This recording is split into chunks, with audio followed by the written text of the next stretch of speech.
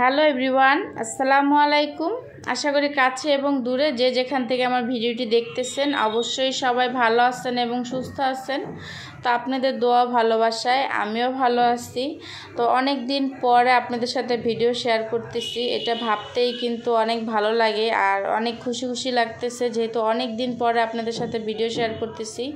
কারণ আমার মতো যারা যারা ব্লগাররা আছেন আপু এবং ভাইয়ারা, আমি মনে করি সবারই কিন্তু এই সমস্যাটা হয়েছে, যেহেতু পুরো বাংলাদেশেই এই সমস্যাটা, নেটের প্রবলেমটা হয়েছে। আর একটা অন্যরকম একটা সময় পার করছে সবাই, এই কয়েকটা দিন বলতে গেলে 7-8 দিন খুব খারাপ একটা সময়ের ভিতর থেকে অনেক সবাই আর কি সময়টা পার করছে। তো আমার মতো যারা যারা ব্লগাররা আছেন তাদের সবারই কিন্তু এই সমস্যাটা হয়েছে। তো কে কোথা থেকে আমার ব্লগটা দেখছেন বা কোথা থেকে দেখতেছেন অবশ্যই কমেন্টে জানাবেন। আর ব্লগটা আজকে প্রথম থেকে অবশ্যই কিন্তু অনুরোধ রইল আপনাদের কাছে শেষ অবধি দেখবেন। তো এখানে হচ্ছে গিয়ে আমি কলিজা ভুনা করব, গরুর কলিজা। তো এটা প্রথমে আমি সিদ্ধ করে তারপর হচ্ছে পিস করে নিছি।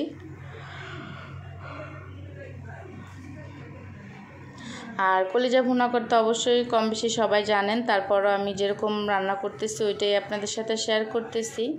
আর যেহেতু অনেক দিন পরে এই জন্য খুবই ভালো লাগতেছে, বিশেষ করে হচ্ছে গিয়ে প্রায় অনেক দিন ধরে, তাও এখনও আর কি পুরোপুরি আমাদের এখানে নেটটা এখনও ঠিক হয়নি। এই একটু আসে আবার দেখা যায় যে চলে যায়, নেটের সমস্যাটা হয় যে আসতেছে আবার চলে যাইতেছে।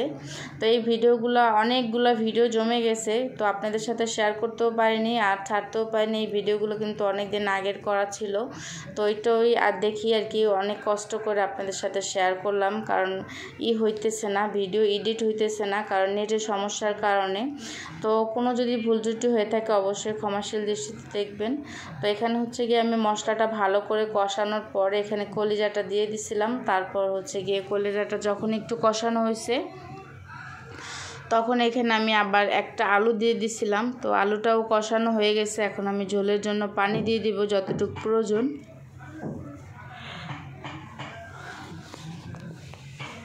আর কে কোথা থেকে আমার ভিডিওটা দেখছেন অবশ্যই কমেন্টে জানাবেন, আর ভিডিওটা কেমন হয়েছে অবশ্যই বলবেন। আর হচ্ছে গিয়ে আমি একটু নতুন স্ট্যান্ড দিয়ে একটু ভিডিও করতেছি, এই জন্য একটু কেমন যেন আর কি ভিডিওগুলো আমার কাছে মনে হয় যেমন কেমন উল্টা উল্টা লাগতেছে নাকি। তো অবশ্যই কমেন্টে জানাবেন, আর উল্টাপাল্টা হলে ক্ষমাশীল দৃষ্টিতে দেখবেন। তো এখানে আমি ঝোলের জন্য পানি দিয়ে দিছি, এখন একটু নাড়াচাড়া করে তারপর হচ্ছে গিয়ে ঢেকে দিব। তো একটু হয়ে গেলেই আমি একটি নামানোর আগে আর কি জিরা ফাঁকি দিয়ে তরকারিটা নামাই নিব। তো আমার তরকারিটা কিন্তু অলরেডি হয়ে গেছে, আমি জিরা গুঁড়া করে নিছি। তো এখন একটু জিরা ফাঁকি দিয়ে, তো কলিজা ভুনাটা আমার হয়ে গেছে, এখন একটু জিরা ফাঁকি দিয়ে নামাই নিব। তো মাশাআল্লাহ কলিজা ভুনাটা কিন্তু অনেক মজা হয়েছিল।